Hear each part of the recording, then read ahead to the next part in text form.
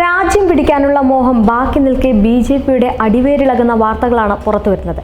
India മുന്നണിയെ കടത്തിവെട്ടി അധികാരം പിടിച്ചെടുത്തെങ്കിലും ഇനി അധിക നാൾ മോദിക്ക് ആ കസേരയിൽ വാഴാൻ കഴിയില്ല.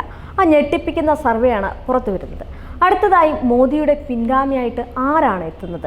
തുടർച്ചയായ മൂന്നാം തവണയും എൻ.ഡി.എ സർക്കാർ അധികാരത്തിൽ വരുമ്പോൾ ബി.ജെ.പിയിൽ പ്രധാനമന്ത്രി പദവി ആർക്കെന്ന കാര്യത്തിൽ സംശയമില്ലായിരുന്നു. എന്നാൽ 75 വയസ്സിനോടടുക്കുന്ന നരേന്ദ്രമോദി പദവി ഒഴിയുമ്പോൾ ആരായിരിക്കും പിൻഗാമി എന്ന ചോദ്യത്തിന് പല ഉത്തരങ്ങൾ ഉയർന്നു വന്നിരുന്നു. ആർക്കാണ് കൂടുതൽ പിന്തുണ എന്നറിയാനുള്ള ഇന്ത്യ ടുഡേ സർവേയിൽ അമിത്ഷായും യോഗി ആദിത്യനാഥുമാണ് ആദ്യത്തെ 2 സംസ്ഥാനങ്ങളിൽ എത്തിയതെങ്കിലും മുൻ സർവേകളെ അപേക്ഷിച്ച് ഇവർക്കും പിന്തുണ കുറഞ്ഞെന്നാണ് പുതിയ സർവേ തെളിയിക്കുന്നത്. അതുകൊണ്ട് തന്നെ അടുത്ത പ്രധാനമന്ത്രി ആകാമെന്നുള്ള ഒരു മോഹമുണ്ടായിരുന്നു ഈ യോഗി ആദിത്യനാഥിനും അമിത്ഷായ്ക്കും. ആ ഒരു മോഹത്തിനാണ് ഇപ്പോൾ വിള്ളൽ വീണിരിക്കുന്നത്.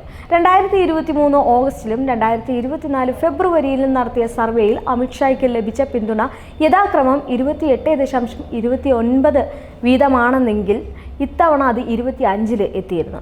യോഗി ആദിത്യനാഥിന് 2023 25%, ഈ വർഷം ഫെബ്രുവരിയിൽ 24% കുറഞ്ഞിട്ടുണ്ട്. അത് ഇത്തവണ 19% കുറയുകയായിരുന്നു. അതായത് ഉപരിതല ഗതാഗത മന്ത്രി നിതിൻ ഗഡ്കരിയെ 13% പേർ പിൻഗാമിയായി കാണുന്നുണ്ട്. ഈ പ്രതിരോധ മന്ത്രി രാജ്നാഥ് സിംഗിനും കൃഷി മന്ത്രി ശിവരാജ് സിംഗ് ചൗഹാനും 5% പേരുടെ വീതം പിന്തുണയുമുണ്ട്. സർവേയിൽ ദക്ഷിണേന്ത്യയിലാണ് അമിത്ഷായ്ക്ക് ഏറ്റവും കൂടുതൽ പിന്തുണ ലഭിക്കുന്നതും. സർവേയിൽ ദക്ഷിണേന്ത്യയിലെ 31% പേർ അമിത്ഷായെ പിന്തുണയ്ക്കുന്നുണ്ട്. ഈ ശിവരാജ് സിംഗ് ചൗഹാന് 2023 2%, ഫെബ്രുവരിയിൽ 2.9% പിന്തുണയാണ് ഉണ്ടായിരുന്നത്. 2024 നോക്കുകയാണെങ്കിൽ ജൂലൈ 15 മുതൽ ഓഗസ്റ്റ് 10 വരെയുള്ള സി വോട്ടറിന്റെ സഹകരണത്തോടെ നടത്തിയ സർവേയിലാണ് പുതിയ വിവരങ്ങൾ പുറത്തുവരുന്നത്. 543 ലോക്സഭാ മണ്ഡലങ്ങളിൽ നടത്തിയ സർവേയിൽ 40,591 പേരാണ് അഭിപ്രായം അറിയിച്ചിട്ടുള്ളത്. സഖ്യകക്ഷി സ്വാധീനത്തിൽ നയപരമായ തീരുമാനങ്ങളിൽ സമ്മർദ്ദത്തിലായി മൂന്നാം മോദി സർക്കാർ കുഴഞ്ഞിരിക്കുകയാണ്. ഈ കേവല ഭൂരിപക്ഷമില്ലാത്തതും ശക്തമായ പ്രതിപക്ഷ സാന്നിധ്യവും തീരുമാനങ്ങളെ സ്വാധീനിച്ചു തുടങ്ങിയതിന് തെളിവാണ് ലാറ്ററൽ എൻട്രി നിയമത്തിലെ പിന്മാറ്റം.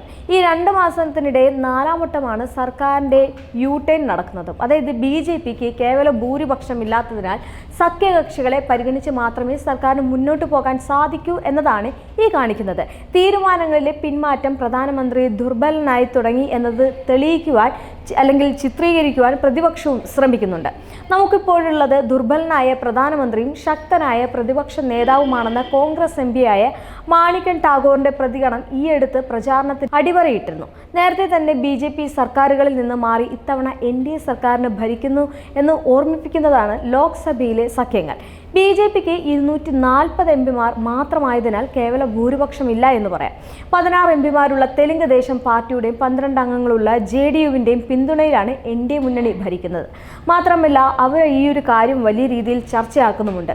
എന്ത് തന്നെയായാലും ഈ ഒരു സർവേ ഫലം സംബന്ധിച്ചിടത്തോളം ബി.ജെ.പിനെ വലിയ രീതിയിലുള്ള അല്ലെങ്കിൽ ഈ മോദി സർക്കാരിനെ വലിയ രീതിയിലുള്ള ചിന്ത അല്ലെങ്കിൽ അവിടെ ഒരു കലഹം തുടങ്ങുന്നതിന് കാരണമായിട്ടുണ്ട്. വേറൊന്നുമല്ല, യോഗി ആദിത്യനാഥും അമിത്ഷായും തമ്മിലുള്ള അസ്വാരസ്യങ്ങളൊക്കെ ബി.ജെ.പി കലഹത്തിൽ നടക്കുന്നത് കൊണ്ട് തന്നെയാണ് ഈ ഒരു സർവേ ഫലം പുറത്തു വന്നിരിക്കുന്നത്.